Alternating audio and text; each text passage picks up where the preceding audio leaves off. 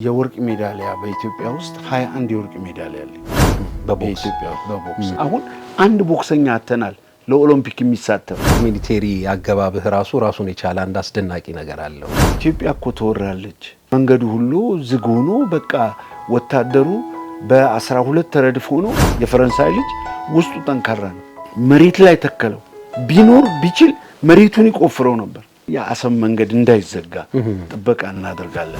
በአንተ ቤተሰብ ውስጥ በጣም የሚገርም ነገሮች አሉ። ነፍሷን ይማርና አይተኬ ጎበዝ ሙያተኛ የነበረችው የዘነቡ ገሰሰ ታላቅ ወንድም ነው። ታዲያ ይሄን ሁሉ ያወራሽው አደባባይ ላይ እያልሽ መጣሽው እኔን ስታይ ሸንኮራ አገዳ መስላለሁ። እህቴ በጣም ቆንጆ ጭንቅላት ያላት ናት። ሩሩህ ናት። ባለቤትህ መንበረ በየነ ሰው ከተሰማራ እንደየስሜቱ በአለበት ሜዳ አይቀርም ማፍራቱ ግን እኔም ደግሞ ትንሽ ተፈጥሮ ባህሪ ኃይለኛው ነው። ቀናለው በጣም የሚገርም ነገር ተፈጥሮ እንደዚህ ነው። ለነገሩ የሁሉ ነገር ማድረገው ከፍቅር ነው። አልሆነም።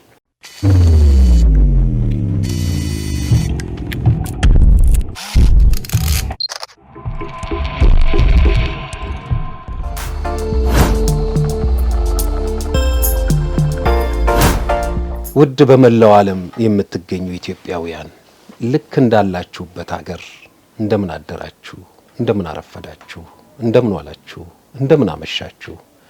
ዛሬ ቀደም ባሉት ጊዜ ኢትዮጵያን በስፖርቱ መስክ ሰንደቅ ዓላማዋ እንዲውለበለብ ኢትዮጵያ እንድትጠራ ከፍተኛ ስራና መስዋዕትነት ከከፈሉት በተለይ በቦክስ ስፖርት ላይ ስመጥር ከሆኑት ስፖርተኞቻችን መካከል አንዱ ሌተና ኮሎኔል ወርቁ ገሰሰ ነው። ዛሬ በሌተና ኮሎኔል ወርቁ ገሰሰ ቤት ተገኝቻለሁ። ሌተና ኮሎኔል ወርቁ ገሰሰ ማን ነው ካላችሁኝ፣ ኢትዮጵያን በስፖርቱ መስክ በተለይ በቦክስ ስፖርት በዓለም አደባባይ ስሟ እንዲጠራ ያደረገ በተለያዩ ቀደም ባሉ ዓመታት በተለያዩ የዓለም ክፍሎች ተዘዋውሮ የሀገሩን ባንዲራ ከፍ ብሎ እንዲውለበለብ ያደረገ ስመጥር ስፖርተኛ ነው። ዛሬ ወርቁ ገሰሰን አግኝተነዋል። ከሱ ጋር አብረን እንጨዋወታለን። ሌተና ኮሎኔል ወርቁ ገሰሰ ስላገኘን እጅግ በጣም ደስ ብሎናል። እንዴት ነህ? እንደምን ነህ? እኔም አመሰግናለሁ። ደህና ነኝ። አሁን ያለው ሁኔታ ትንሽ ወቅቱም እንደ ህመሙም ትንሽ አንድ ስላለ እንጂ እኔ ደህና ነኝ። እግዚአብሔር የተመሰገነ ይሁን። ትላንትን ብዙ ሰዎች ሲያስታውሱ የእናንተን ዘመን የስፖርት ውድድር እናንተ ታደርጉት የነበረውን እንቅስቃሴ በተለይ በእናንተ ዘመን የነበሩ ሰዎች ትልቅ ትውስታቸው ነው። ያንን ከማንሳታችን በፊት እስቲ ለጨዋታችን መጀመሪያ እንዲሆን ወርቁ ገሰሰ የተወለደ የታደገ ከዛን ጀምር እስቲ። ወርቁ ገሰሰ የተወለደው በሰሜን ጎንደር ነው። የተወለድኩት እኔ ጎርጎራ ነው። አባቴ የትግራይ ሰው ነው። እናቴ ደግሞ ደራፎ ገራ እስቴ ናት። ያው ጎንደር ነው ማለት ይቻላል። እና የተወለድኩት እዛ ነው፣ ጎርጎራ ነው። ከዛ ወደ አዲስ አበባ እንዴት መጣ? ከዛ ያው በቤተሰብ አማካኝነት በዛን ጊዜ ትንሽ ወታደር ከአንድ ቦታ ላይ ሆኖ አይሰራም። ከቦታ ቦታ መቀያየር አለ። ስለዚህ አባቴ ወደዚህ ወደ ማዕከላዊ ዕዝ ወደ አዲስ አበባ ይቀየራሉ። ሲቀየሩ ሙሉ ቤተሰቡን ጠቅላላ በሙሉ ይዞን መጣ። አባታችንም ወደ ኮንጎ በዛን ጊዜ እጣው ድሉ ደርሶት ወዲያው ዘመተ። ከዛ እንደመጣ ደግሞ እችን የምታያትን ቤት ሰርቶ ያው 4 በ4 ቆርቆሮ ነበረች። 24 ቆርቆሮ ናት ቤቷ ነበረችው። ያንን ሰራ። እዚህ ላይ እንኖራለን እና በአባቴ ጋር ወደ 4 ነበር። እንደገና ደግሞ ከእናቴ ውጪ ደግሞ ሌላ 2 ወንዶች ወልዷል። እና ስለነሱ ብዙ አሁን ባልናገር ደስ ይለኛል። ያው እንግዲህ ረጅም የህይወት እድሜህን ወይንም ደግሞ አሁንም ቢሆን ሰፊውን የህይወትን ክፍል የሚይዘው ፈረንሳይ ለጋሲዮን ነው። አሁንም የምትኖረው ፈረንሳይ ለጋሲዮን ነው። የመጀመሪያ ደረጃ ትምህርትና ከፍተኛ ሁለተኛ ደረጃ ትምህርት ቤትን የት ተከታተል? ትምህርት የጀመርኩት እዚሁ ኢየሱስ ቤተክርስቲያን ነው። ቤተክርስቲያን ውስጥ ፊደል ቆጠራ ነው። እንደ ድሮ የህፃናት መዋለ ህፃናት እንደዚህ ትምህርት ቤቶች የሉ ነበር። ቄስ ትምህርት ቤት እንደሚባለው ማለት ነው። ትምህርት ቤት ነው። እዛ ነው የተማርኩት። ከዛ እንደተማርኩ እናንተ እንዳልኩኝ ሚሽን ትምህርት ቤት ነው የገባሁት። ሚሽን እዚህ በአሁኑ አጠራር ሚያዝያ 23 የሚባለው ትምህርት ቤት ማለት ነው። አስፋወሰን ካሳ ነበር የሚባለው። እንደዛ ነበረ ስሙ። አዎ እና አስፋወሰን ካሳ ነበር የሚባለው። እዛ ተማርኩ። እዛ እስከ 6 ከ6 በኋላ እንደገና ወደ አማሃ ደስታ ተመደብኩኝ። አለፍኩና አማሃ ደስታ ከ7 እስከ 8 እዛ ተማርኩ። 8 ደግሞ እንደገና ፈተና እዛ ተፈተንን። ተፈሪ መኮንን ቴሜስ ተመደብኩ። ቴሜስ እየተማርኩ እንዳለው 10ኛ ክፍል ላይ እንደደረስኩ እንዳለው ሀገራችን በሁሉም ማዕዘን ላይ ጦርነት ሆነ። በዛን ጊዜ በቃ ቅስቀሳው ምኑም ምናምኑም ወንህን ይስባል። ገና ህፃን ነን። የሰፈር ልጆች ጋር አብረን ተሰባስበን ተነስተን ገባል። ቀደም ሲል ቤት የተሸለምካቸውን ሽልማቶች እየተዘዋወርኩ ስመለከት በአሙኒሽን ኢንጂነሪንግ በተተኳሽ ሙያ ሩሲያ ኤሮስላቭ ውስጥ 1 ዓመት ከ2 ወር የፈጀ ትምህርት ተከታትለህ እንደተመለስክ እሱንም ተመልክቻለሁ። እንደው ስሰማ እዚህ ሚሊቴሪ አገባብህ ራሱን የቻለ አንድ አስደናቂ ነገር አለው። ድንገት ሄደ ነው የገባኸው አሉኝ። እንዴት ነበረ ወደዛ እንዴት ልትባቻለ? ሚሊቴሪ ቤት የገባሁት እኔ አባቴ አንደኛ ፖሊስ ጣቢያ አጠገብ አንደኛ ብርጌድ የሚባል የኩርድ ዘበኛ እንተና ካምፕ አለ። እዛ ካምፕ ላይ አባቴ ጥበቃ ይጠብቁ ነበር። ዘብተረኛ ነበሩ እና ዘብ አለቃ ናቸው። 50 አለቃ ነበሩ። እኔ ለአባቴ ምግብ ለማድረስ ሄዳለሁ። ሲሄድ በ41 ቁጥር አቋርጬ ከዛ እርጎዬ ቤት ከእርጎዬ ቤት በግብጽ ኤምባሲ ማለት ነው። በግብጽ ኤምባሲ ፊት ለፊት በግብጽ ኤምባሲ ፊት ለፊት አድርገን በዛ ነበር የምንሄደው። አሁን እዛ ጋር ስደርስ መንገዱ ሁሉ ዝግ ሆኖ በቃ ወታደሩ በ12 ተረድፎ ነው በቃ ዥጉርጉር ልብስ የለበሰ ጠቅላላ በሙሉ ወደዛ ጃልሜዳ ውስጥ ይገባል። በዘመኑ አጠራር ሚሊሻዎች ናቸው። አሁን የመጀመሪያው ጃልሜዳ ሲገባ የመጨረሻው ገና ከታጠቅ አልተነሳም።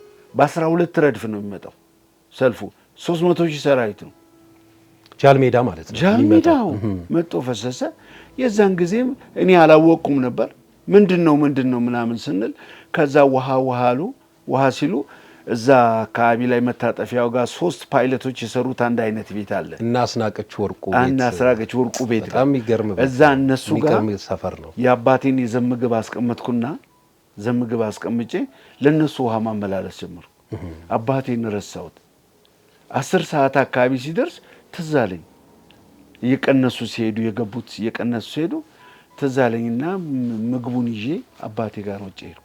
ሲሄድ እሱ በር ላይ እንቆራጠጣል እንደዚህ ቀረበለው። አዎ እና ስሜታማም ሆኗል። እና ልክ አባቴ ምንድነው ወርቅ አለም ምን ሆነ ነው የቆየው ምናምን ሲለኝ እንደዚህ አይነት ሰራዊት እንደዚህ መሳሪያ ያዙ እንደዚህ ጉርጉር ምናምን ብዬ ነገርኩት። አይኑን መሬት ላይ ተከለው። ቢኖር ቢችል መሬቱን ይቆፍረው ነበር። ልክ እንዲህ ብሎ ተክዞ መሬቱን ያየ አይ ልጄ ኢትዮጵያ እኮ ተወራለች፣ ሶማሌ እኮ አዋሽ ደርሳለች አለ። አዋሽን ምን ያኔ አላውቀውም። አዋሽም እንደዚህ በእጅ ምንካት ነው የሚመስለው። እዛው አዲስ አበባ ክልል ውስጥ ያለ ነው ይመስላል። አዎ። ከዛ በኋላ ደነገጥኩ። ከዛ ምሳውን እንዳለ እንደዚህ ዝም ብዬ ሰጥቼ ቻው ሳልለው ምን ሳልለው ዝም ብዬ እየሮጥኩ መጣሁ። እዚህ እንደመጣሁ የሰፈር ልጆችን ሰበሰብኳቸው። እነሱም ለካ ቀድሞ አይተዋል። ጨፌ ተነጋገርን። አላደርንም። ጠዋት ተነስተን ውትድርና መልመላ ገባ። ጠዋት ተነስተን የሰፈር ልጆች ተሰብስበን በብዛትም የወታደር ልጆች ነን። በቃ የሶማሌ ኢትዮጵያ መደፈሯ ልክ እንትን ነገር ውስጣችን ተሰማን። ሄድን ስንመለመል እነሱ መለመሏቸው። እኔ ቀጫጫ ነበርኩ በጣም። እኔን አስቀረኝ። እኔ 3 ኳርተር ነበር የሚሊተሪ መኪና ሲያሳፍራቸው እኔም ዘልዬ ሄጄ ገባ። ሳትመለመል ያዘው ተብያውን ሲል ለቀቀው። በቃ ፍላጎቱን ይግባበት ተባለ። እዛ ወታደሩ ወሰነ። ልትመለመል እንደሄድክ በዛው ሄድኩ። በቃ የሚገርም ነው። አባቴ ይሄንን ነገር ይሰማል። መጣ እዛ የት እንትን መጣ፣ ባቡር ጣቢያ መጣ። ለጋር ባቡር ጣቢያ መጥቶ ሲንቆራጠጥ ሲፈልገኝ እኔን ባቡር ጣቢያ ውስጥ አየዋለሁ በቀዳዳ። ሳይው ደንግጬ ተደበቅኩኝ። ለካ ቀድሞ እሱ አይቶናል። ገባ። እኔ ልክ ያለው የተደበቅኩበት ቦታ ላይ ቆሞ ተነስ ወርቅ ዓለም ና እስቲ ምናምን ነገር አለኝ። አልወጣም አልኩት። አልሄድም ወደ አንተ ጋር ስለው አባቴ እንደዛ ክርክር ላይ ያለን አንድ ወታደር ነው፣ መቶ አለቃ ነው። ምንድነው ባሻ አለው።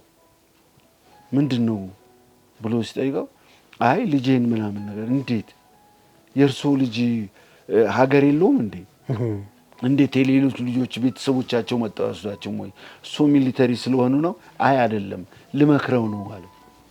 እሺ አለ፣ ፈቀደለት። ወታደራዊ ህግ ነው። በዛው እንኳን አስኮብልሎ ይዞኝ ሊሄድ ይችላል፣ ግን ህግ ስለሆነ መክሮ መለሰኝ ወደዛ። ከዛም በኋላ ሌሊት በባቡር እየሄድን የት ናዝሬት ምርመራ አደረግን። ሜዲካል የጤና ምርመራ አደረግን። ከዛ ቀጥሎ ሄድን አዋሽ 7 ኪሎ ይባላል። ከአዋሽ 40 ወደዚህ ነው። እዛ ላይ ነጭ ድንኳን ከቀበሌ የተሰበሰበ ድንኳን እዛ ላይ ገባን። እዛ ላይ ስልጠና ሰለጠንኩኝ። ከዛም በኋላ 3 ጥይት ተኩሰን ድሬዳዋ ጨርቃ ጨርቅ ድሬዳዋ ከተማው ድሬዳዋ ኤርፖርቱ በመድፍ እየተደበደበ ከዛ መሃል ላይ ነቃ ያለው ተመረጠና ገባንበት። አዎ ምክንያቱም ጠላት ከዛ እንደገና ተመልሼ ገብቷል። በቂ ስልጠና የወሰድኩት ውትድርና። ስለዚህ በአስቸኳይ ጠላትን ወደ መመከት ሄዳችሁ ድሬዳዋን ለመያዝ ነው የመጣው እና ኤርፖርቱን ለመያዝ ነው። አሁን ያ ከተያዘ የሐረር ኦጋዴን ጂጂጋ አንገታቸው ታነቀ ማለት ነው። ቤት ይኬዳል። በቃ በሩ እሱ ነው መግቢያው።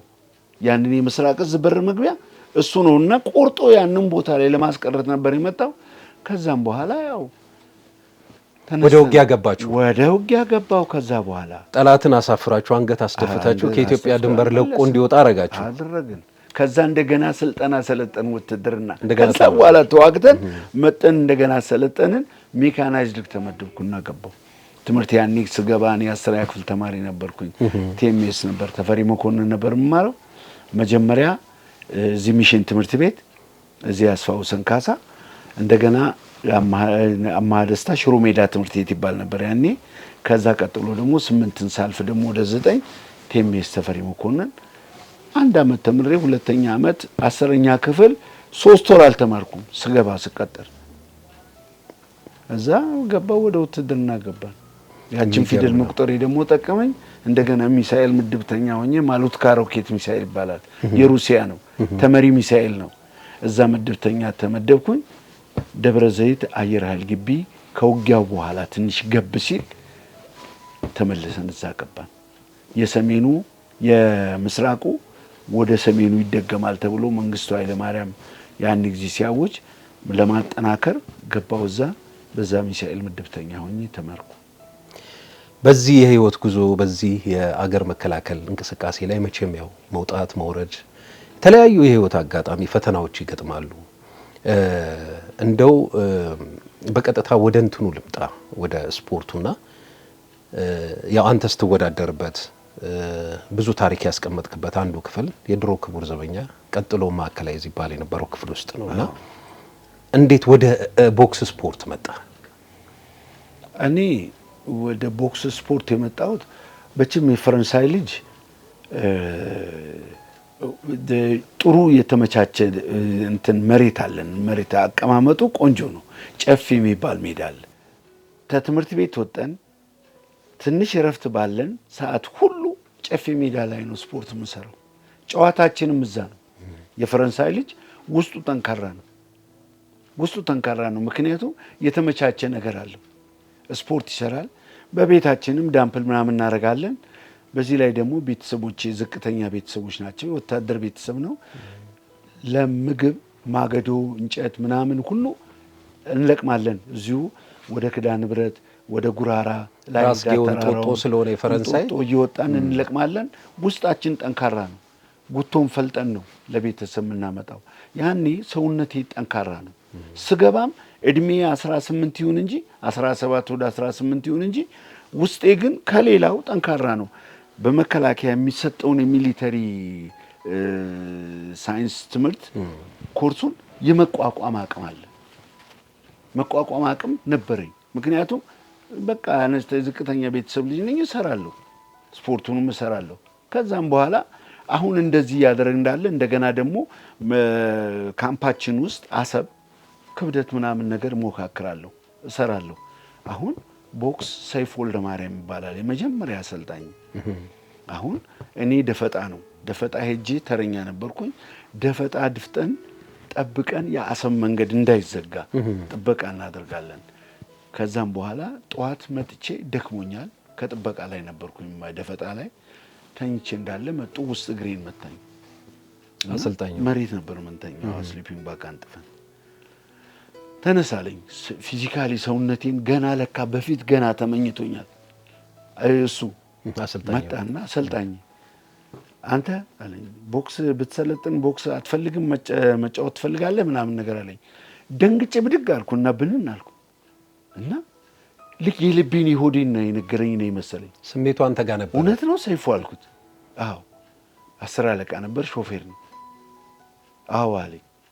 እሺ አልኩና ያለውን ቱት ሚሊተሪ ልብሱን ለበስኩና ከሱ ጋር ሄድኩ። ከዛን ጊዜ ጀምሮ ቦክስን ተዋወቅኩኝ፣ አሰለጠነኝ። መጀመሪያ እኔ ቦክስ ብሔራዊ ቡድን ያሉትን ቦክሰኞች መጥቼ ስገጥም 20 ቀን ሰልጥኜ ነው። የሚገርመው ነገር ለሰው ነው። ዘራ ፈይሳ፣ ሳምሶን አሽኔ፣ ወርቅነህ ወልዴ፣ እነ ፔሌ፣ እኔ ወርቁ ገሰሰ እና መጀመሪያ የተጫወትን አሰብ ተጫወትን። ከማን ጋር? ከ41ኛ አየር መቃወሚያ የሚሳኤል ምድብተኞች ጥበቃ እነሱ ጋር ተጫወትን። እነሱን አሸነፍናቸው። እኛ ወደፊት ግፉ ተባልን፣ መጣን። ለማዕከላዊ በአመታዊ በዓል አለው፣ እዛ ላይ ተጫወትን። እዛው ላይ ተመርጬ ቀረው ለማዕከላዊ። ከዛ ልክ በ20 ቀኔ ከልዑል ነራዮ ጋር ተጫወትኩ። ልዑል ነራዮ ማለት በጣም ጎበዝ ቦክሰኛ፣ ኢትዮጵያ ውስጥ ካሉት ቦክሰኞች በጣም ጎበዝ ቦክሰኛ። የምን ክለብ ቦክሰኛ ነው? የልዑል ነራዮ የህንፃ ኮንስትራክሽን ነበር የዛን ጊዜ። እንደው እዚህ ጨዋታህን እንደው ገታ ላድርግና ለኢትዮጵያ የስፖርት እንቅስቃሴ የአንበሳውን ድርሻ ወይንም ደግሞ በርካታ ስፖርተኞችን በማመንጨት ለብሔራዊ ቡድን በመስጠት ከሚታወቁት ክለቦች መካከል አንዱ የሀገር መከላከያ ሰራዊት ነው። ሀገር መከላከያ ሰራዊት በዛን ሰዓት አመታዊ የስፖርት ውድድሮች ነበሩት። በእግር ኳስ፣ ቅርጫት ኳስ፣ ቦክስ፣ በተለይ አትሌቲክስ፣ በርካታ አትሌቶች፣ ሌሎችም ስፖርተኞች አንዱ ለብሔራዊ ቡድን የሚያመነጭበት ነው። ከሀገር መከላከያ ሰራዊት ውጪ አሁን የነገርከኝ አንድ በርካታ ክለቦች አሉ። እስቲ እነሱን እናንሳ። አዎ እንግዲህ በፊት የነበረው በኢትዮጵያ ውስጥ ማዕከላዊ ከመባሉ በፊት ክቡር ዘበኛ ነበር። ክቡር ዘበኛ ጠንካራ ቦክሰኞች ነው። ይሄ የኛው ስንተኛ ክፍለ ጦር ነበር? ይሄ አንደኛ ክፍለ ጦር ባለው እንዴ በጣም በኢትዮጵያ ስፖርት ውስጥ ከፍተኛ ተዋጽኦ ያደረገ እንዴ አበበ ቢቂላ እኮ ሁሉ ማሞ ወልዴ ሁሉ እኮ ይሄ ማዕከላዊ ናቸው። ሌላው በጣም ብዙ ስፖርተኞች አሉ። ለኢትዮጵያም ደግሞ አንድ ጊዜ ቻሌንጅ ያደረግነው አንድ ጊዜ ከአሰብ መጣን። 30ኛ ሜካናይዝድ ብርጌድ ነን፣ የሜካናይዝዶች ነን እና ተዘራማ አሁን አየር መቃወሚያ ነበር። ሳምሶን ታንከኛ ነበር። እኔ ደግሞ ሚሳኤል ምድብ ተዘራ ኃይለ ሚካኤል፣ ተዘራ ፈይሳ። አዎ እና በሙሉ በቃ ሜካናይዝ ነው። ትንሽ ቀለም ቀመስ ስለሆነን እዛ ቦታ ላይ ነው ተመድበን የምንሰራው። ጥሩ ውጤት ነበረን እና ኢትዮጵያ ውስጥ ደግሞ መተን አዲስ አበባ ቻሌንጅ ያደረግናቸው እኛ ነን። የነበሩትን ቦክሰኞች የሲቪሎች ነበሩ፣ የወክማ ቦክሰኞች ነበሩ፣ የህንፃ ኮንስትራክሽን ነበሩ፣ የቡና እንደዚህ መንገድ ትራንስፖርት ቦክሰኞች ነበሩ። ሲቪሎች ገነውበት ነበር እና እኛ መጠን ቻሌንጅ ያደረግናቸው ተቀላቀልናቸው እና የኢትዮጵያ ቦክስ በዛን ሰዓት ምን ሆነ? እያደገ ሄደ። ምድር ጦር ደግሞ የመከላከያ ምስራቅ እዝ፣ ሰሜን እዝ፣ ምዕራብ እዝ፣ ደቡብ እዝ፣ እንደገና ማዕከላዊ እዝ፣ አየር ኃይል ባህር ኃይል ምናምን እያለ 9 ክለቦች ነበረው። ፖሊስም ደግሞ ራሱ 2 ነበረው እና በአጠቃላይ ወደ 15 ክለቦች ነበሩ ለአንድ ሻምፒዮና ውድድር የምንወዳደረው እና በጣም ጠንካራ ፉክክር ነበረው እና እኔም ከልዑል ጋር ነበር የተጫወትኩት። ልዑል ጋር ሌሎችን አሸንፌ ነበር እሱ ጋር የመጣሁት። በልዑል ተሸነፍኩና እኔ የብር ሜዳሊያ ያገኘው ከዛ የመጀመሪያ ሜዳሊያ ነው። በስንት ዓመተ ምህረት ማለት ነው? ይሄ በ1971 ዓመተ ምህረት። ይሄ በጦር ኃይሎች የስፖርት ውድድር ወቅት ነው። የጦር ኃይሎችማ ለብቻው ነው ራሱ።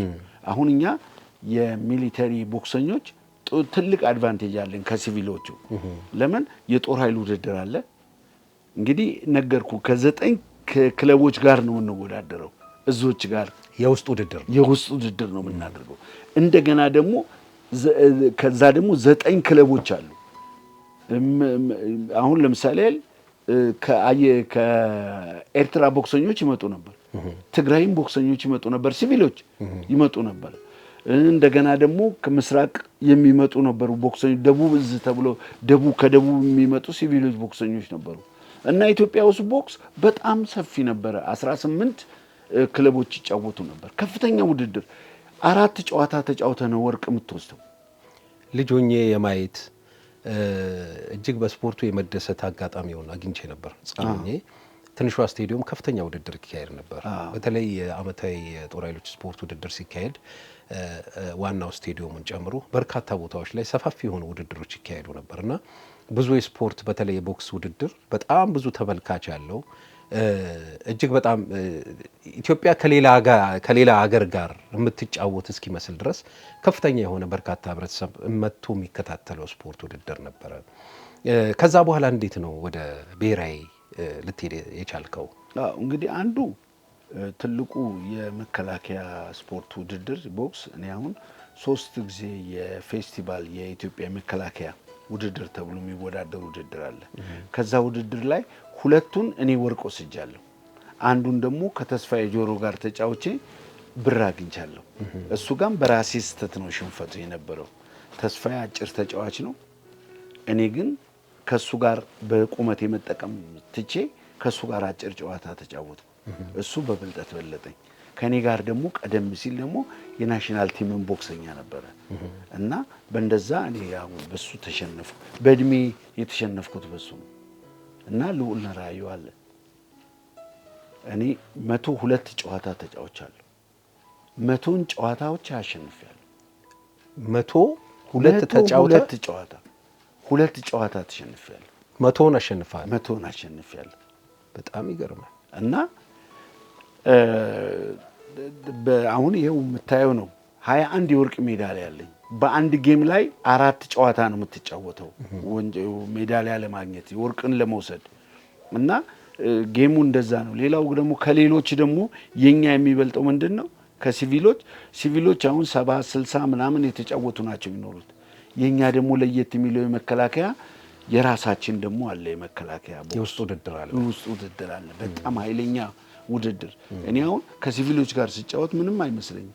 በእውነት የሚከብደኝ ኃይለኛ ተፎካካሪ ያሉት ሚሊተሪዎች ናቸው እና ወደ ኋላም ደግሞ የሚል አይደለም። ወታደር ነው ለጥይት የቆመ ነው፣ ለቦክስ ለጓንቲ ወደ ኋላ የሚል አይደለም እና በጣም መቼም አንተም አይተዋል። ደማቅ ጨዋታ ነበር እጅግ በጣም ድሮ የሚነበረው በጣም እና ያ ነው እና ጥሩ ፉክክርና ውጤት ያለበት ስፖርት ነበር። የኢትዮጵያም ስፖርት በጣም አድጎ ነበር። በአፍሪካም ሄዶ ያለ ውጤት የሚመለስ የለም። ኦሎምፒክ እንኳን የሚገባ አሁን አንድ ቦክሰኛ አተናል ለኦሎምፒክ የሚሳተፍ አሁን። ያኔ ግን 8 ሰው ይሄድ ነበር፣ 8 ሰው ይሳተፍ ነበር ማጣሪያው ምኑን አልፎ።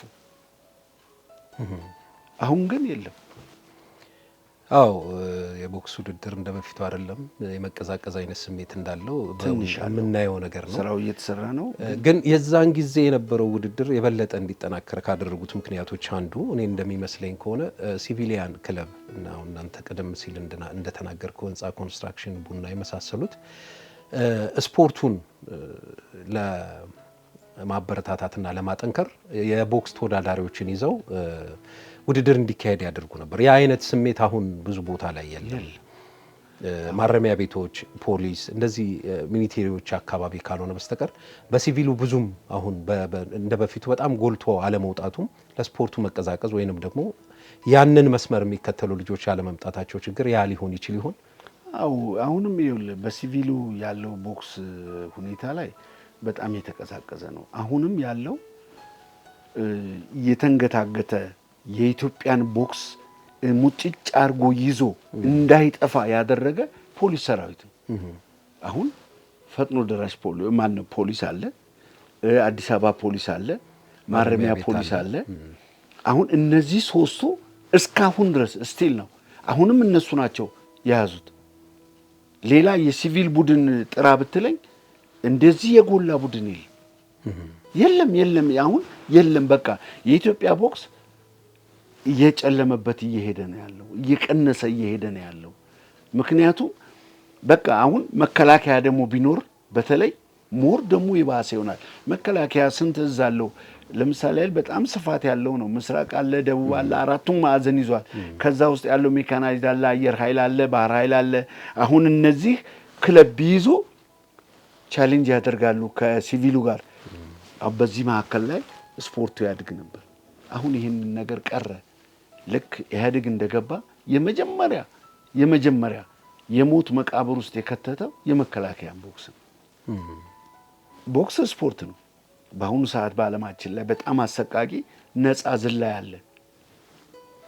ነፃ ዝላይ የሚባል በሄሊኮፕተር በአየር ላይ የምትዘለው ዝላይ የዛን እስከ መሬት እስከምትደርስ ድረስ 100 ሜትር እስከሚቀርህ ድረስ እንደዚህ በጨርቅ ተጠቅልለህ ነው የምትወርደው።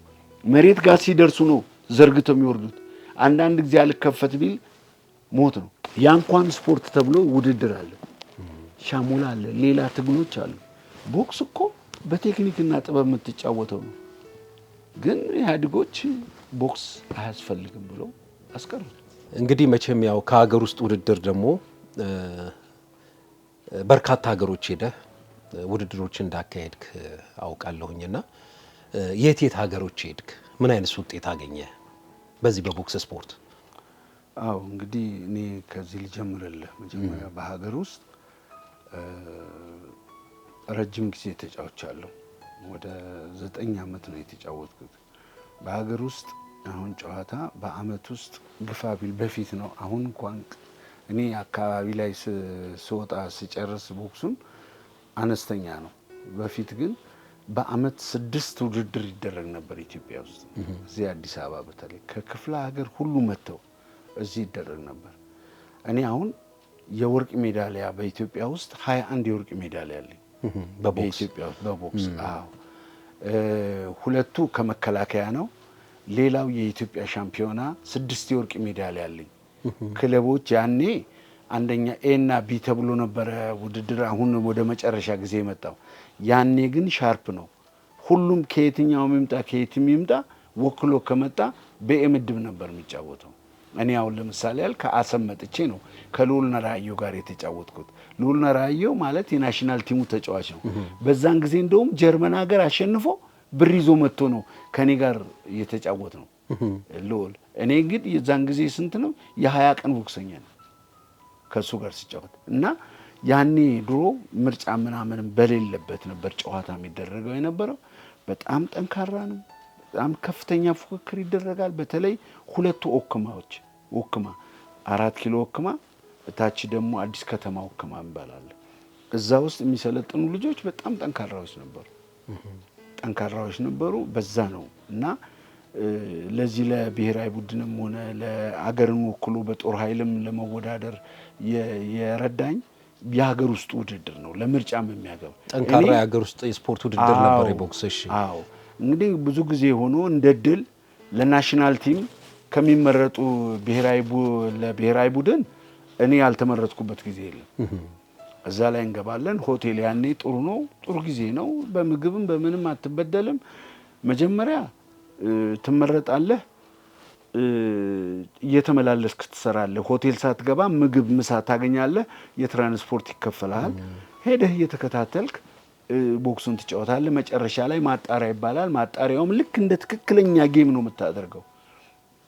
አድርገህ በዛ በማጣሪያ ላይ ተመርጠህ ትሄዳለህ እና ይሄ ናሽናል ቲም ሰፊ እድል ነበረ የዛን ጊዜ የነበረን እድል እና በብዛት እኛ ጋር ደግሞ የመከላከያ ውድድር ደግሞ በጣም ይከብዳል። በጣም አሁን ከምስራቅ እዝ፣ ከሰሜን እዝ፣ ከደቡብ እዝ፣ ከምዕራብ እዝ፣ ማዕከላዊ እዝ፣ አየር ኃይል፣ ባህር ኃይል እና እንደገና ምድር ጦር ራሱ አለው እና ከእንደዛ መርጠን የምትወስደው ያ ማጣሪያው ራሱ እንኳን እኔ ብቆጥራቸው 200 ይሞላል። የተጫወትኩት ጨዋታ ከማጣሪያዎች ጋር ቢሆን 200 ይሞላል እና ማጣሪያ ይደረጋል። ያ ማጣሪያ ደግሞ በህዝብ ፊት ነው የምታደርገው። የት? ስቴዲየም ውስጥ፣ ትንሿ ስቴዲየም፣ ዋናው ስቴዲየም ማጣሪያው የምታደርገው።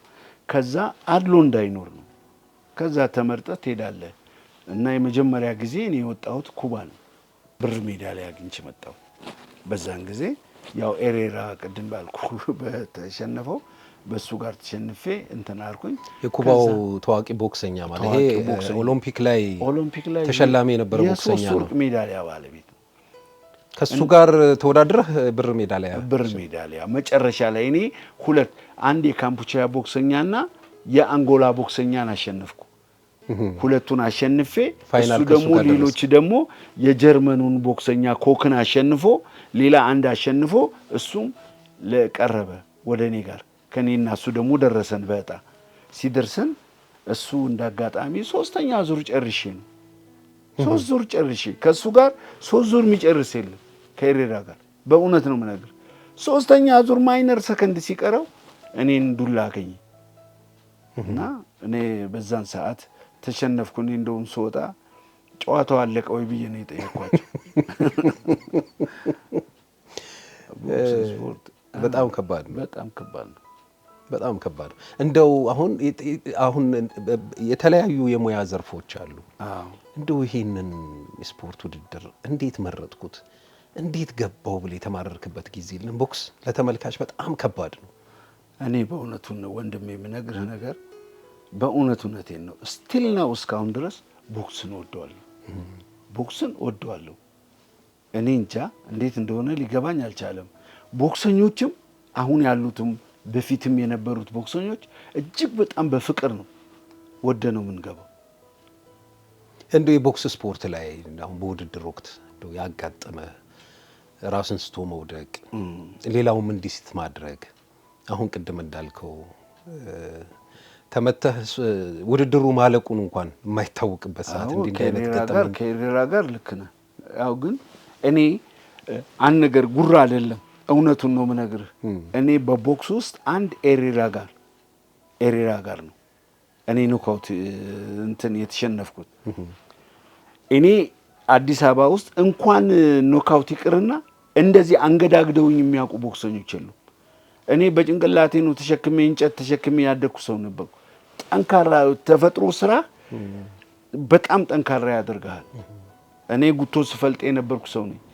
እኔ በብዛት በቦክስ ጨዋታ ሲጫወት ከ160% ኖካውት እየጣልኩ ማሸንፋቸው። ተፈጥሮ የኔ እዚሁ ጨፌ ጉቶ ፈለዳ ምናምን ያለው ነገር እኔን ይይዘኛል። ሁለተኛ ደግሞ ለምግብም ለዳቦም ለምናምንም ነገር እንጨት አምጥተን እንሸጥ ነበር እኮ ያኔ ሸመኔ ይባላል። ሽሮ ሜዳ እዚህ በዛ እንዴ ስንመጣ ከዛ 3-4 ሸክም ነው ይዘን የምንመጣው እና ውስጥህ ጥንካሬ ያለው ለካ እኔ አላወቅኩትም። ስፖርቱን እየሰራሁት ነበር የቦክሱን ስፖርት በዛን ጊዜ።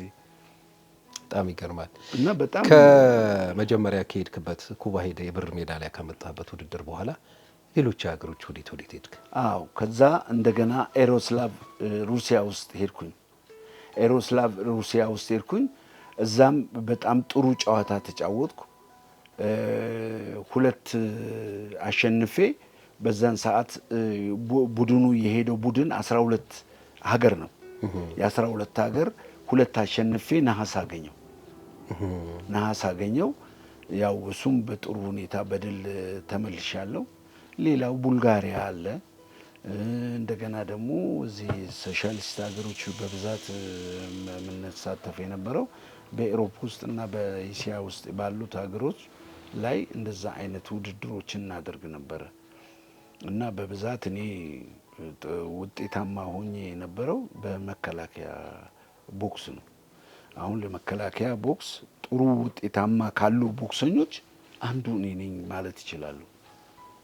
እና በተለይ በሲቪል ካሉት ቦክስ ውድድሮች በሀገር ውስጥ ያው እንደ ኦነሩ በለው ቁጠረው እኔ 6 የወርቅ ሜዳሊያ ለአዲስ አበባ የኢትዮጵያ ሻምፒዮና የሚባል አለ ውድድር አለ ኢትዮጵያ ሻምፒዮና አዲስ አበባን ወክዬ 6 ጊዜ ተጫውቻለሁ። 6 ጊዜም ወርቅ ሜዳሊያ ለአዲስ አበባ ቦክስ ፌዴሬሽን ሰጥቻለሁ። አዎ 6 ጊዜ የሚገርም ብቃትና ውጤት ነው። 6 የወርቅ ሜዳሊያ ያው የምታያቸው ናቸው። ከአዲስ አበባ 6 የወርቅ ሜዳሊያ እና ያኔ ያው በእንደዛ አይነት ውድድር ላይ እንኳን እኔ እንጃ አሁን እኔ ቦክስ በብዛት ጥረት ይደረጋል፣ ልፋት አለ፣ ምን አለ፣ ግን እንደ በፊቱ አይነት ነገር ውጤታማ የሆነው ግን ነገር የለም። እና ይጥራሉ፣ ፌዴሬሽኖች ይጥራሉ፣ ይደክማሉ። እና በአንዳንድ እገዛ ምናምን ደግሞ አሁን ደህና ነው። እኔን አሁን አይተሃል ከዚህ 6 ዓመትና 4 ዓመት የሰለጠኑ ቦክሰኞች ጋር ነው እኔ በ5 ወር የገባሁት። 5 ወር እንደውም 4ኛ 5ኛ ወር ሳይሞላ ገብተን ጥሩ ውጤት አምጥተናል። የፈረንሳይ ልጆች እኔ ማሰለጥናቸው ልጆች። ወደዛ ከመግባታችን በፊት እሱም በሰፊው የምናነሳው ነው የሚሆነው። ይሄ የቦክስ ስፖርት ውድድር አብዛኛውን አሁን እዚህ ከተማችን ውስጥ የእግር ኳስ ማዘውተሪያ ስፍራዎች ሰዎች በተለያየ መንገድ እንቅስቃሴ የሚያደርጉባቸው ቦታዎች በስፋት እየተገነቡ ነው ያሉት። ቦክስ ስፖርት የራሱ የሆነ የልምምድም የማሰልጠኛም የአካል ብቃት እንቅስቃሴ የሚደረግበት የራሱ የሆነ ቦታ ያስፈልገዋል እና ያ በብዛት ሲሰራ ወይንም ሲደረግ አናስተውልም። እና እናንተን በፊት የነበረውን አይነት የስፖርት መዋቅር አደረጃጀት አለመኖሩ ወጣቶች ወደፊት ላለመውጣት ራሱን የቻለ አንድ ችግር የፈጠረ ይመስለኛል። በእናንተ ጊዜ የነበሩት እነ ተዘራ ፈይሳ፣ እነ ሳምሶን ሻሽኔ፣ ወርቅነህ ወልዴ፣ ደሳለኝ መኩሪያ፣ ሰለሞን ፈለቀ በርካቶች ነበሩ። በርካቶች የቦክስ አብዮት እስኪባል ድረስ በጣም የተቀጣጠለበትና አፍቃሪውም ደግሞ እንደ ራስ ጸጉር የበዛበት ዘመን ነበረ። ያንን ዘመን አሁን ወደ ኋላ ማየት አልቻልንም።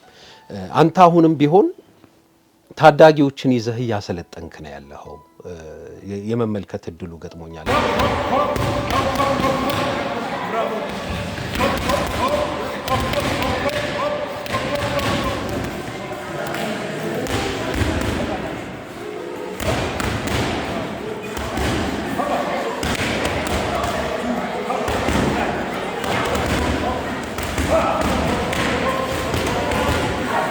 እንዴት ነው እሱ እነሱን ለማድረግ አሁን ካለው ሁኔታ አንጻር በማይመችም ቦታ ቢሆን እነዚህ ልጆች ለማሰልጠን የፈቀድክበት ወይንም እያደረክ ያለው ሁኔታ በድጋፍ ነው? እንዴት ነው? እስቲ ስለሱ አጫውተኝ። እኔ አው ጥሩ ጥያቄ ነው። በእርግጥ የኔ ውስጤ አሁን ኮርኩረኛል፣ ውስጤን እንትን ብለኛል። በኢትዮጵያ ውስጥ ቦክስ ስፖርት ወይም ማንኛውም አይነት ስፖርት ከውስጥህ ፍላጎትና ስሜት ኖሮ ስትመጣ ውጤታማ ይሆናል። አሁን ያሉት ወጣቶች በሀገራችን ተጨባጭ ሁኔታ በአሁኑ ሰዓት ወጣቱ ምን እንደሆነ ሊገባኝ አልቻለም። ትንሽ የሞራል የመዳከም አይነት ነገር ሁኔታ ነው የሚታየው። እንግዲህ ከምን እንደ አንጻር እንደሚመጣ እኔ ይህንን የፖለቲካ ነገር ስራ ነው እዛ ውስጥ ባልገባም፣ እኔ አሁን የተወለድኩበት እዚህ አሁን የደረሱ ልጆች የኔም ልጆች ደርሰዋልና የጓደኞቼ ልጆች ናቸው። በሴቶችም የጓደኞቼ እናቶቻቸው ጓደኞቼ ናቸው፣ አባቶቻቸው ጓደኞቼ ናቸው። በየቦታው ላይ አሁን ቁጭ ብለው አንዳንዴ የማይሆን ነገር ሲሰሩ ሳይ ለምን እኔ በሰፈሬ ውስጥ ይሄንን እውቀት አለኝ። ሁለተኛ ደግሞ በኦሎምፒክ ሶሊዳሪቲ በአይቫ ኮርስ ወስጃለሁ፣ በቦክስ ኮርስ ወስጃለሁ። እንደገና ደግሞ በኢትዮጵያ ውስጥ ደግሞ የነበረው 6 ወር የኢንተርናሽናል ቦክስ አሰልጣኝነት ወስጃለሁ። ስለዚህ ለምንድን ነው ለነዚህ ልጆች ሰባስቤ ለምን እነዚህ ልጆች ትሬኒንግ አልሰጣቸውም? ሁለተኛ ደግሞ አንዳንድ ሰመር የሆኑ ደግሞ አጫጭር ኮርሶችን ወስጃለሁ እና ቀናጅቼ እነዚህ ልጆችን ሊያዝ አታምነኝም? ወረቀት ጻፍኩና ለአዲስ አበባ አስገባው። አዲስ አበባ ፈቀደ። ማስረጃህን አምጣለ። ማስረጃዬን ሰጧቸው። ሁሉንም በጣም በደስተኛ ሁኔታ ወዲያው ተቀብሎ ደብዳቤ ጻፈልኝ ለዚህ ለክፍሌ። እዚህ ሲጽፍ አሁን ጠየቅኩኝ እዚህኛው ወረዳ ጋር ወረዳችን ትንሽ ይሄንን ብዙ እንትን አይሉትን ቦክስ ስትላቸው ሌላን ሲሉ ክፍለ ከተማ ሄድኩ። ክፍለ ከተማ ሄጄ ተቀበሉኝና ወደዚህ ሪፈር አደረጉት። እነዚህ ደግሞ አሁን በጣም ደስ የሚለው ነገር ጂሙን ሰጡኝ። እዚህ ያለው የወጣት ማዕከል ጨፌ ያለውን ያንን ጂም ሰጡኝ።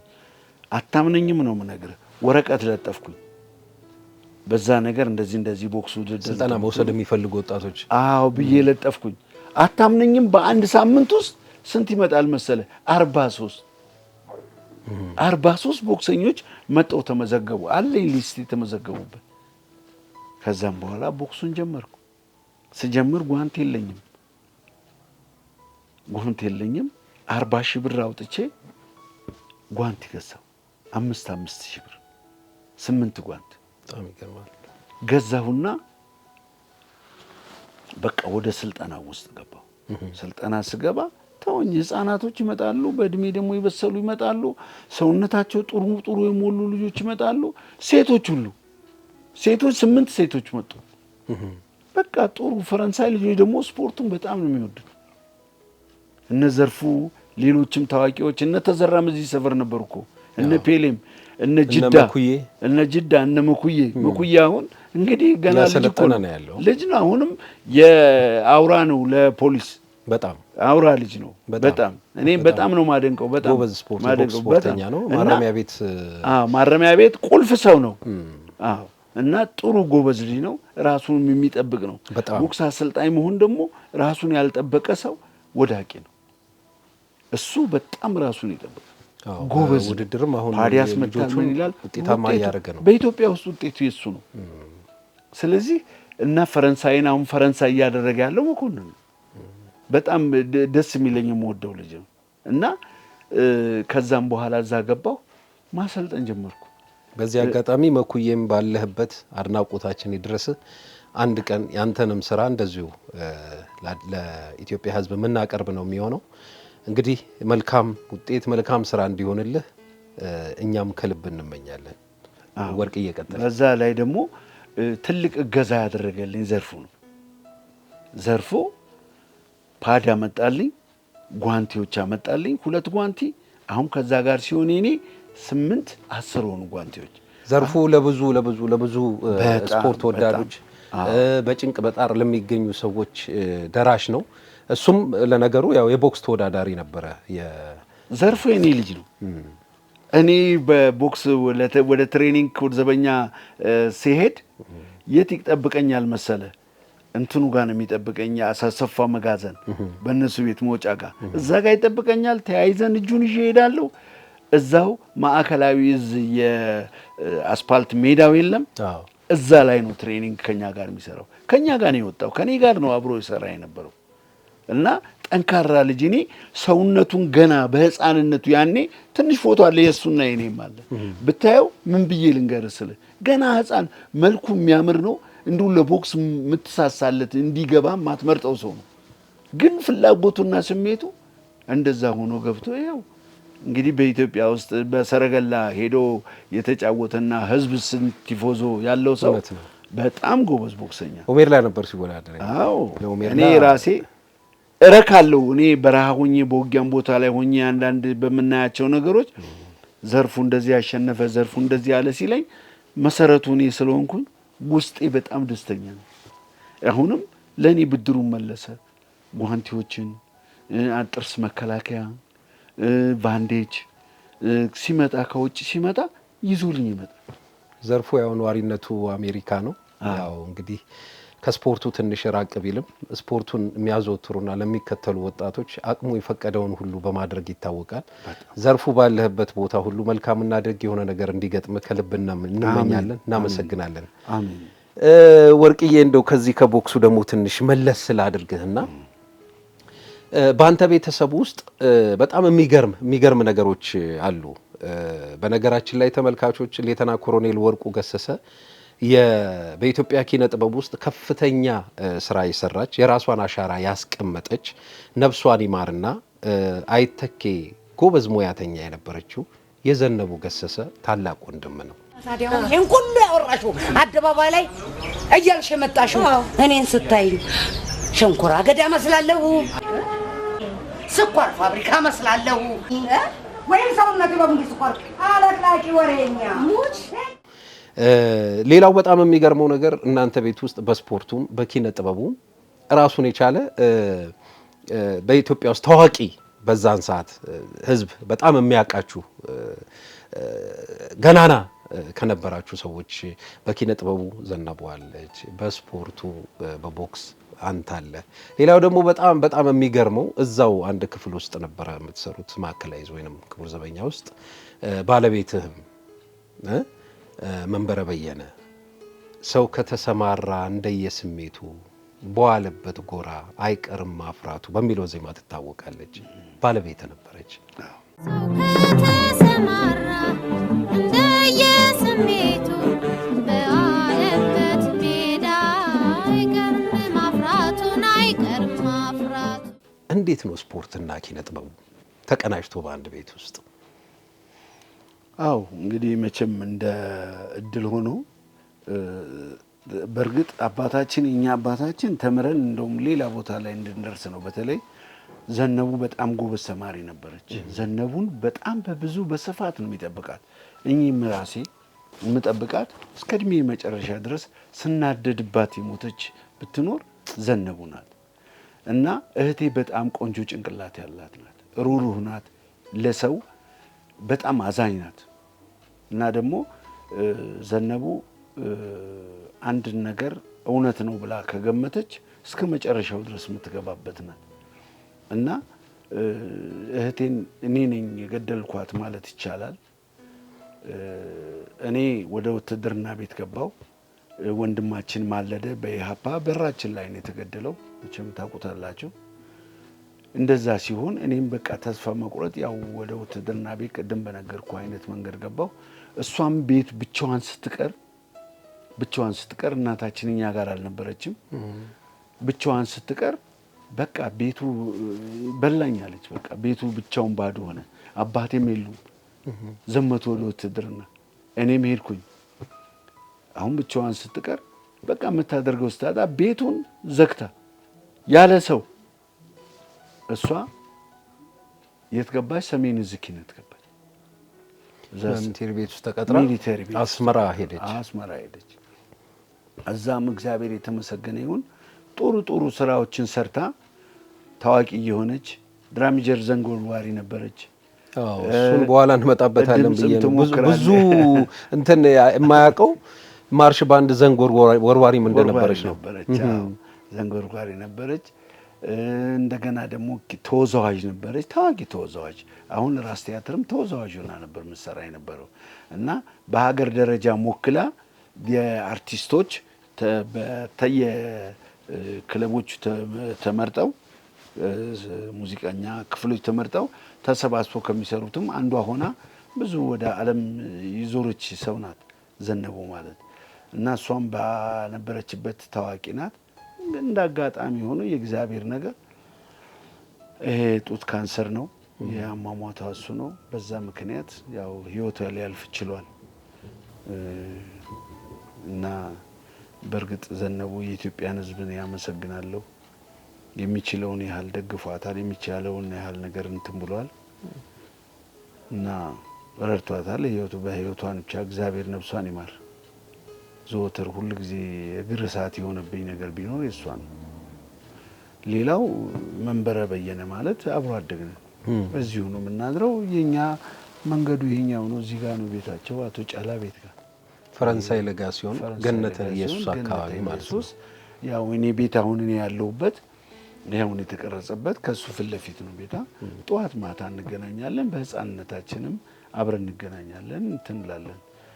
ጠዋት ወደ ስራችን ስንሄድ እሷም ኩር ዘበኛ ናት ሙዚቀኛ፣ እኔም ደግሞ ማዕከላዊ ስፖርተኛ ነኝ። አንድ ክፍል ነን። ጠዋት ተያይዘን ታክሲ ይዘን ምናምን እንሄዳለን። እንደዚህ አይነት ከበፊቱ ከልጅነታችን መቀራረብ በላይ አሁን የስራችን ሁኔታ አቀራረበ አቀራረበን። ከዛም በኋላ እኔም ወደ እሷ ስሜት ሄድኩኝ፣ እሷም ወደ እኔ ስሜት መጣች። ያ ግንኙነት ፈጠርን። እግዚአብሔር አምላክ እንግዲህ እንዳለው ነው የሚሆነው። አሁን እሷም ልጅ ተወለደ። ክብሩ የተመሰገነ ይሁን። እኔ አሁን ልጆቼ ነው የምለው፣ እሷም የኔ ልጆቼ ብላ ነው የምትይዘው። አሁን የኔ መጀመሪያ ልጅ የነበረው ሚካኤል አሁን እሷ ጋር ነው የሚኖረው። ትንሹም ባቢም አብሯት ነው እዛ የሚኖረው። በሚችለው አይነት አቅም ይረዳዳሉ። ያው መንበረ ኢትዮጵያ ውስጥ አይደለችም፣ ከኢትዮጵያ ውጭ አይደለ እናት የምትኖረው። ስትመጣ ትጠይቀኛለች፣ እንገናኛለን። አዎ። እና በእርግጥ የኔና እሷ ጉዞ ወደዛም ስትሄድ ብዙም የጎላ ጸብ የለውም፣ ገዘላ ጸብ የለውም። ትንሽ እኔም ደስተኛ አይደለሁም። አሁንም ከሷ በኋላ እኔ ሌላ ሴት ሚስትም አላገባውም። በእውነት ገዳም መግባት ብለው ብቻህን ነው የምትኖረው? ብቻዬን ነው የምኖረው፣ ከእናቴ ጋር ነው የምኖረው። አዎ። እና ቁም ነገር እወዳት ነበር፣ ግን እኔም ደግሞ ትንሽ ተፈጥሮ ባህሪ ኃይለኛ ሆነ። አዎ፣ ልሆናት አልቻልኩም።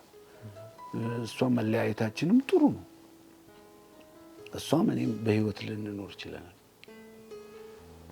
አዎ፣ እኔ ተፈጥሮ ቀናተኛ ነኝ።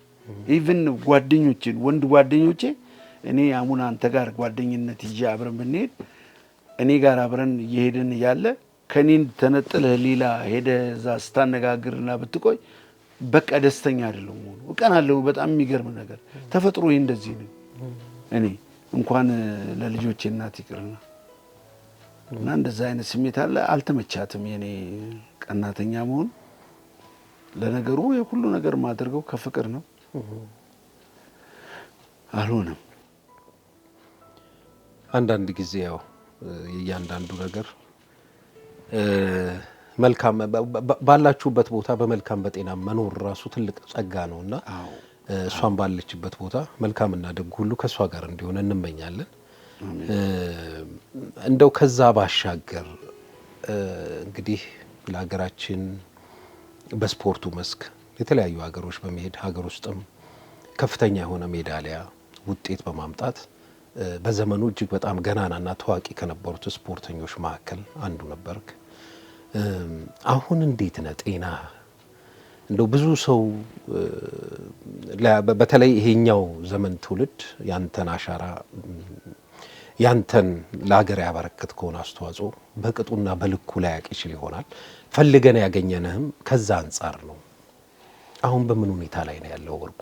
እኔ ያለሁበት ሁኔታ በእርግጥ የቦክስ ስፖርት ትንሽ ጠባሳ ጥሎ ያልፋል።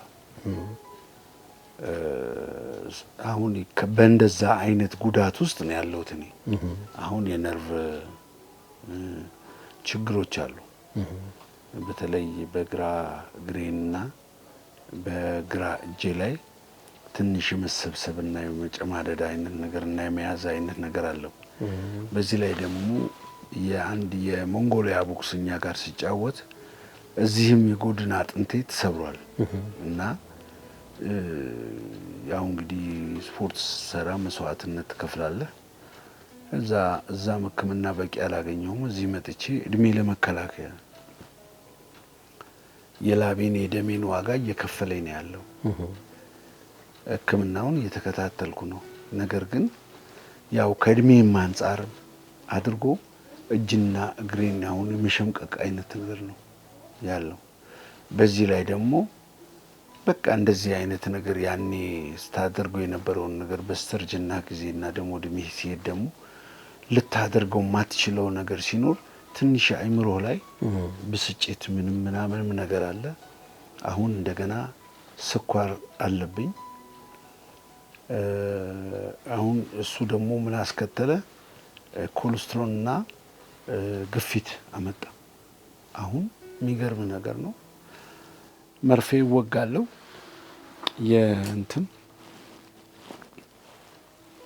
እንደገና ደግሞ ታብሌቶች አሉ። ለተለያየ አይነት የምወስዳቸው ታብሌቶች አሉ። በቀን እንግዲህ ግፋቢል ወደ 12 ታብሌት ወስዳለሁ። 6 ጠዋት 6 ማታ። አሁን ያ ደግሞ ውስጥን እየጎዳ ነው የሚሄደው። በዚህ ላይ የምወስደው መርፌ ደግሞ ኢንሱሊን ነው።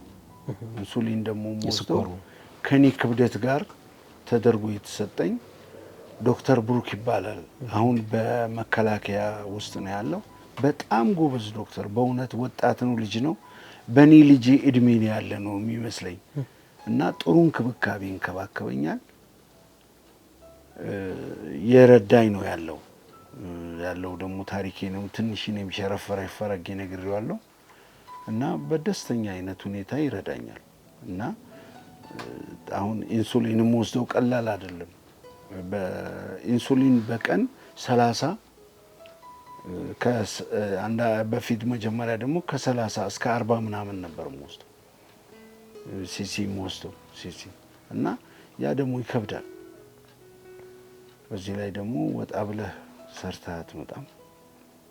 እዚህ ቤት ውስጥ አሁን ተኝቼ ነው ያለሁት ለጊዜው። ትንሽ ሞራል ሁኔታ ያዝ ያደርጋል እና እኔ እስካሁን አልጣለኝም። መከላከያ ስፖርት ክፍሉ አያቅም ይሄንን፣ ወይም እኔ መሰራበት የመከላከያ ክፍል አያቅም ይሄንን። እኔም ለብዙ ሰው መናገር እንትን አልልም፣ ግን ራሴን አሁን እየተንገዳገድኩ ራሴን ለማቆም እየጣርኩ ነው። በአሁኑ ሰዓት ደግሞ ሰውን የኢትዮጵያን ሕዝብ እንዲሆንኛለሁ ብለህ ማስቸገሩም ራሱ የሚከብድ ነገር ነው እና ካለው ኑሮ ጋር አንዳንድ ጓደኞቼ ይመጣሉ፣ ያዩኛል፣ እንርዳህም ይሉኛል። እንደዛ አይነት ነገር አለ። ግን እስካሁን ድረስ እኔም አልተቀበልኳቸው እነዚህ እርዳታቸውን ምናምን ነገር። ፈጣሪ እንግዲህ ያውቃል፣ የሚያደርገውን ነገር ነው የሚለው። ስኳር አንድ ጊዜ ይዞሃል፣ በቃ መጨረሻ ላይ መዳኛ የሌለው ነገር ነው። ራስህን መንከባከብ ካልሆነ በስተቀር የለም። አሁን ሚስት የለኝም፣ እናቴ ናት። እናቴ አሁን የ96 ዓመት ናት። አሁን እሷ ጋር ነው የምኖረው። እሷ አሁን ለእኔ እንኳን አብስላ ማድረስ አልቻለችም። እና ያው እየተደጋገፍን ከእናቴ ጋር አብረን እንኖራለን። በመላው ዓለም ያላችሁ ኢትዮጵያውያን በአገር ውስጥም በውጭም ያላችሁ ትላንትን የምታስታውሱ ትላንትን እነ ሌተና ኮሎኔል ወርቁ ገሰሰ የሰሩትን የስፖርት ውድድር የምታደንቁ ኢትዮጵያውያን፣ ኮሎኔል ወርቁ ገሰሰ አሁን በዚህ አይነት ሁኔታ ላይ ነው ያለው። እንግዲህ ለሀገር የድንጋይ ታክል ሳይሆን የጠጠር ታክል አድርገው አገርን ያስቀደሙ፣ በተለያዩ መድረኮች የኢትዮጵያ ሰንደቅ ዓላማ ከፍ ብሎ እንዲውለበለብ ያደረጉ ኢትዮጵያውያን ዛሬ በእንዲህ አይነት ሁኔታ ውስጥ ይኖራሉ። በመላው ዓለም የምትገኙ ስፖርት ወዳዶች፣ ወርቁ ገሰሰን የምታደንቁ የቀድሞ አድናቂዎች እዚህ ስር በምናስቀምጥላችሁ ስልክ ወርቁ ገሰሰን ጠይቁት። ትላንትናዎቻችን እንዲያምር ኢትዮጵያ በውጭውም በሀገር ውስጥም ከፍ ብላ እንድትደምቅ ያደረጉ ኢትዮጵያውያኖችን ዛሬ የመንከባከብ የመጠየቅ ፈልጎ የማግኘት ግዴታ አለብን። ወርቁ ገሰሰ ስለነበረን ቆይታ እጅግ በጣም እናመሰግናለን። እግዚአብሔር ከማያልቁ ጊዜ የእድሜ ሀብት እንዲያድልህ እንመኛለን። በመጨረሻ ላይ ቀረ የምትለው ነገር ካለ እድሉን ልስጥህ። እኔ ምንም የቀረ ነገር የለም። ነገር ግን እኔ ዳንዬ በእርግጥ በእድሜ እናንተ ባንገናኝም አንተ ለኔ ከማንም ምንም በላይ ነህ እና አንደኛ ቦክሰኞችንም እንደዚህ በማደራጅበትና በማሰራበት ሰዓት በሰፈራችን ልጆች ከፍተኛ የሆነ ድጋፍ ስትሰጠኝ የነበረው ስታበረታታኝ የነበረው አንተ ነህ።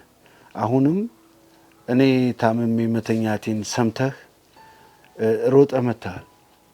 እኔ እግዚአብሔር ይስጥልኝ ነው የምለው። ሌላው ደግሞ በኢየሱስ ቤተክርስቲያን በምታደርገው ነገር እኔ እንጃ እኔ ምን አይነት ከኛም ሰፈር ከኛ ጋር አብሮ ካደግን ሰዎች አብረን ካለን ሰዎች አንተን እኔ በጣም አስቀድማለሁ። ምክንያቱም የምታደርጋቸው ነገሮች በሙሉ በእውነት አንተ ምድርንም እግዚአብሔርን ቤትህም ክፍት ነው ላንተ። እኔ ከማየው ሁኔታ ማለት ነው። ስለዚህ ነው ከማከብር ሰዎች አንዱ አንተ ነህ። እኔ ወርቁ ታመመ ተብሎ ገና ቤት ነው ተኝቷል ተብሎ ሲነገር